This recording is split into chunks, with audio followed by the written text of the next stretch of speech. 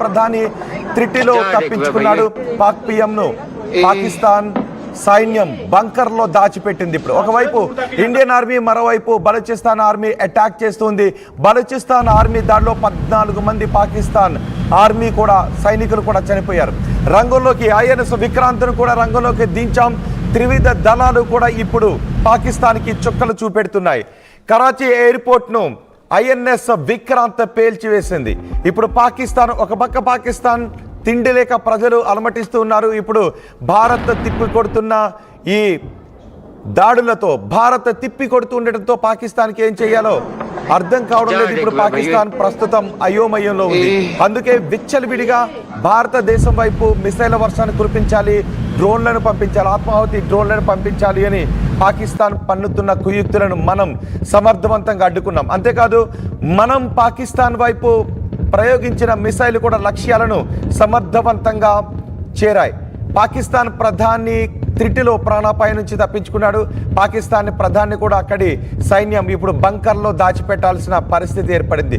Karachi ఎయిర్పోర్ట్ను INS Vikrant నుంచి target చేసి కరాచీ ఎయిర్పోర్ట్ను కూడా మనం పేల్చేసాం. అంతేకాదు 3 పాకిస్తాన్ ఫైటర్ జెట్లను కూడా మనం ధ్వంసం చేశాం.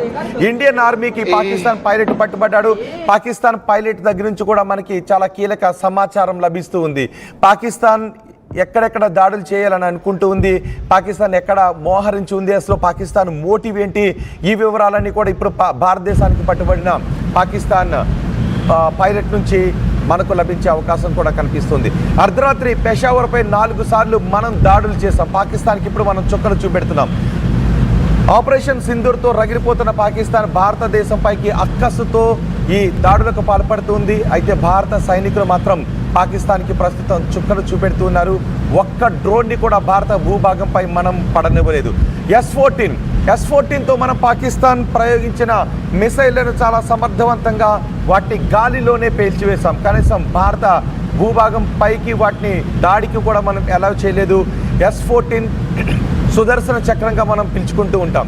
పాకిస్తాన్ ఎన్ని మిసైళ్లను ఒకేసారి ఎన్ని మిసైళ్లను ప్రయోగించినా, దాదాపు 30 మిసైళ్లను ప్రయోగించినా కూడా మన సుదర్శన్ చక్రతో S-400తో సమర్థవంతంగా వాటిని తిప్పికొట్టే బ్రహ్మాస్త్రం అది మన సుదర్శన్ చక్రం. విష్ణుమూర్తి చేతిలో ఉన్న సుదర్శన చక్రానికి ఉన్నటువంటి అంతటి పవర్ మన S-400కి ఉంటుంది అని భావిస్తూ ఉంటాం. సరిహద్దులో ఇప్పటికీ S-400ని భావించాం. ఆపరేషన్ సింధూర్ తర్వాత పాకిస్తాన్ మనపై విరుచుకుపట్టడానికి చేసినటువంటి ప్రతి ప్రయత్నాన్ని S-14తో మనం తిప్పుకుంటాం. ఇప్పుడు మీరు RTV స్క్రీన్ పైన చూస్తున్నారు. నిన్న రాత్రి సరిహద్దుల్లో ఆకాశం అంతా కూడా ఇలా సింధూరం కలర్ లో మనకి కనిపించింది. సింధూరంతో ఎందుకు పోల్చాను అంటే పాకిస్తాన్కి మరోసారి మనం కాలరాత్రిని చూపించాం. పాకిస్తాన్కి మరోసారి మనం వాళ్ళు పంపించినటువంటి ఆ నిప్పులు కక్కుకుంటూ భారతదేశం వైపు వస్తున్న మిసైళ్లను మనం గాలిలోనే పేల్చేసి వాళ్ళకి రక్త కన్నీళ్లు తెప్పించాం పాకిస్తాన్కి. ఇప్పటికే పాకిస్తాన్ పెంచి పోషిస్తున్న ఉగ్రవాదులు పెహల్గాం దాడికి పాల్పడ్డారు. భారత పౌరుల ఉసురు తీశారు. భారత స్త్రీల మంగళసూత్రాన్ని వాళ్ళు తెంచాలి అని ప్రయత్నం చేశారు. ఆ తర్వాత మనం ఆపరేషన్ సింధూర్తో పాకిస్తాన్కి సరైన బుద్ధి చెప్పాం. ప్రపంచవ్యాప్తంగా వంటని చేశాం. కానీ రగిలిపోతున్నటువంటి పాకిస్తాన్ భారతదేశం పైకి దాడులకు పాల్పడుతుంది. ఒకసారి మీరు RTV స్క్రీన్ పైన మొదటి బాక్స్లో చూస్తున్నదే పాకిస్తాన్ భారతదేశం పైకి దాడులు చేస్తూ ఉన్న సమయంలో మనం S-400తో పాకిస్తాన్ చేస్తున్న దాడులను తిప్పికొడుతున్న దృశ్యాలను మనం చూస్తున్నాం. ఇండియన్ ఆర్మీకి పాకిస్తాన్ పైలట్ కూడా పట్టుబడ్డాడు. గతంలో మనం చూసాం మన పైలట్ అభినందన్ వాళ్ళకి పట్టుబడ్డప్పుడు మనం చాలా ధైర్యాన్ని ప్రదర్శించాం. కానీ ఇప్పుడు పాకిస్తాన్ భయంలో ఉంది. పాకిస్తాన్ పైలట్ భారతదేశానికి ఏం చెబుతాడు, పాకిస్తాన్కి సంబంధించిన ఏ కుయుక్తులను ఇప్పుడు పాకిస్తాన్ పైలట్ భారత ఆర్మీకి వెల్లడిస్తాడోననే భయం ఇప్పుడు పాకిస్తాన్లో కనబడుతూ ఉంది. ఒక్కసారి మీరు RTV స్క్రీన్ పైన 2వ బాక్స్లో చూస్తున్నారా? నిన్నంతా కూడా జమ్మూ కాశ్మీర్ బ్లాక్అవుట్లో ఉంది. ఎక్కడా కూడా విద్యుత్ దీపం అనే లేదు. కానీ ఆకాశం వైపు చూస్తూ ఉంటే మాత్రం ఆకాశంలో పాకిస్తాన్ పంపించినటువంటి డ్రోన్లను మనం నేల కూలుస్తున్నటువంటి దృశ్యాలే ఆకాశంలో కనపడ్డాయి. ఇప్పుడు మీరు 2వ బాక్స్లో చూస్తున్నదే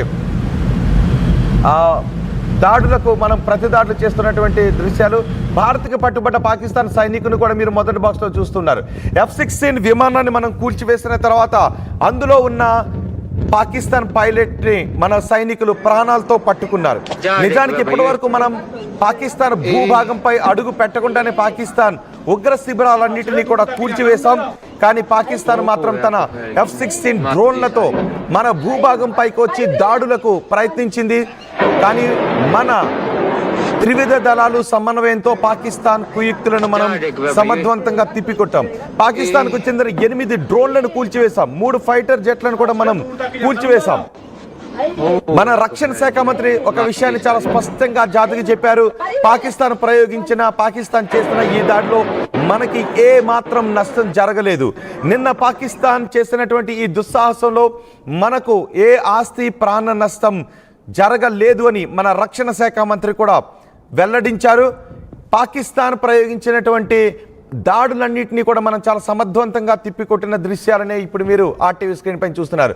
భారత్ పాకిస్తాన్ మధ్య భీకర యుద్ధమే జరిగింది. నిన్న పాకిస్తాన్ యుద్ధానికే కాలు దూతుంది.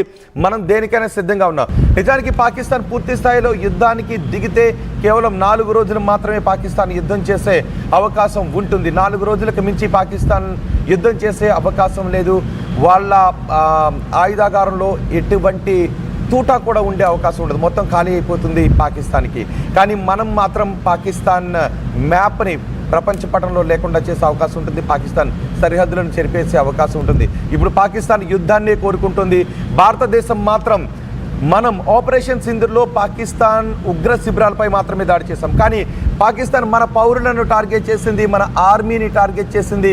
భారత భూభాగంలో పౌరుల ఆస్తులను పాకిస్తాన్ టార్గెట్ చేసింది. ఏ ఒక్క పౌరుడికి కూడా ప్రాణ నష్టం కలగనివ్వలేదు మన త్రివిధ దళాలు. పాకిస్తాన్ ప్రయోగించిన డ్రోన్లను మనం గాల్లోనే వాటిని పేల్చేస్తున్నటువంటి దృశ్యాలు ఇప్పుడు మీరు RTV స్క్రీన్ పైన చూస్తున్నారు. ఇప్పుడు పాకిస్తాన్ అంటుంది మా సైనికులను పొట్టన పెట్టుకుంటున్నారు, మా ఆస్తులను ధ్వంసం చేస్తూ ఉన్నారు అని. కానీ ప్రపంచానికి తెలుసు మనం పాకిస్తాన్లో ఉన్నటువంటి ఉగ్ర శిబిరాలను మాత్రమే పేల్చాం. ఇప్పటికే మనం చూసాం పాకిస్తాన్లో ఉగ్రవాదులు చనిపోయిన తర్వాత ఉగ్రవాదుల అంత్యక్రియలకు పాకిస్తాన్ ఆర్మీ దగ్గర నుంచి పాకిస్తాన్ పాలకుల వరకు హాజరై వాళ్ళకి ప్రభుత్వ లాంఛనాలతో అంత్యక్రియలు చేశారు అంటేనే ప్రపంచం నివ్వెరపోయింది. ప్రపంచం ఆశ్చర్యపోయి పాకిస్తాన్ వైపు చూసింది. పాకిస్తాన్కి వాళ్ళ ప్రజల కంటే పాకిస్తాన్ పెంచి పోషిస్తున్న ఉగ్రవాదులే ముఖ్యమని. వాళ్ళ ఉగ్రవాదులు చనిపోవడంతో పాకిస్తాన్ ఉగ్రవాదులను భారతదేశం చంపేయడంతో ఇప్పుడు పాకిస్తాన్ మన దేశం పైకి దాడులకు పాల్పడింది. సో భారతదేశం ఖచ్చితంగా ఇంతకు ఇంత పాకిస్తాన్కి సమాధానం చెబుతుంది అనే మొత్తం యావత్ సమాజం ఎదురు చూస్తుంది. అందులో భాగంగానే ఆపరేషన్ సింధూర్తో పాకిస్తాన్ ఉగ్రవాదుల పీచం మనం అణిచేశాం. ఇప్పుడు సరిహద్దు రాష్ట్రాలలో హై అలర్ట్ కొనసాగుతోంది. రాత్రంతా కూడా మనం బ్లాక్అవుట్కు పిలుపునిచ్చింది భారత ఆర్మీ. ఎక్కడా కూడా సరిహద్దు రాష్ట్రాల్లో పవర్ అనేది లేదు. ఎందుకంటే ఎక్కడైనా పవర్ ఉంటే, ఎక్కడైనా విద్యుత్ దీపాలు వెలుగుతూ ఉంటే వాటిని శత్రు మూకలు టార్గెట్ చేసే అవకాశం ఉంటుంది. కాబట్టి మొత్తం సరిహద్దు రాష్ట్రాలు జమ్మూ కాశ్మీర్ రాత్రంతా కూడా చీకట్లోనే ఉన్నాయి. పెద్ద పెద్ద శబ్దాల మధ్య వాళ్ళంతా బిక్కుబిక్కుమంటూనే ఉన్నారు. కానీ భారత ఆర్మీ మాత్రం ఏ ఒక్క ఫైటర్ జెట్ని కూడా భారత భూభాగంపై దాడి చేయనివ్వలేదు. ఏ ఒక్క మిసైల్ని కూడా భారత భూభాగాన్ని తాకనివ్వలేదు. మనం కూల్చేస్తే పడినటువంటి డెబ్రీస్ని మనం తీసుకొచ్చాం. ఆ డెబ్రీస్ని తీసుకొచ్చి వాటిని పరిశోధిస్తున్నారు. ఎక్కడెక్కడ ఆ డెబ్రీస్ పడ్డాయో, ఎక్కడెక్కడ ఆ పాకిస్తాన్ ప్రయోగించిన మిసైల్స్ పడ్డాయో వాటిని తీసుకొచ్చి పరిశోధిస్తూ ఉన్నారు. పాకిస్తాన్ చేసినటువంటి కుయుక్తులను భారతదేశం చాలా సమర్థవంతంగా తిప్పికొట్టింది. పాకిస్తాన్ రెచ్చగొట్టే ధోరణినే ప్రదర్శిస్తూ ఉంది. క్షిపణులు ప్రయోగిస్తూ ఉంది, ఆత్మాహుతి దాడులు ప్రయోగిస్తూ ఉంది. వాళ్ళ ఫైటర్ జెట్లను కూడా మన దేశం పైకి ప్రయోగించింది. మనం సరిహద్దు రాష్ట్రాలను జమ్మూ కాశ్మీర్, రాజస్థాన్, పంజాబుల పైకి వాటికి వదిలింది. గుజరాత్ను కూడా టార్గెట్ చేసింది. జమ్మూ విమానాశ్రయంతో పాటు సరిహద్దుల్లో ఉన్న పలు సైనిక కేంద్రాలను కూడా లక్ష్యంగా చేసుకుంది. కానీ ఎక్కడా కూడా మన దేశ భూభాగంపై దాడిని మనం చేయనోలేదు. మన త్రివిధ దళాలు కూడా పాకిస్తాన్ కుయుక్తులను తిప్పికొట్టాయి. జాతీయ భద్రతా సలహాదారు అజిత్ దోవల్ కూడా ఈ ఆపరేషన్ ని సమీక్ష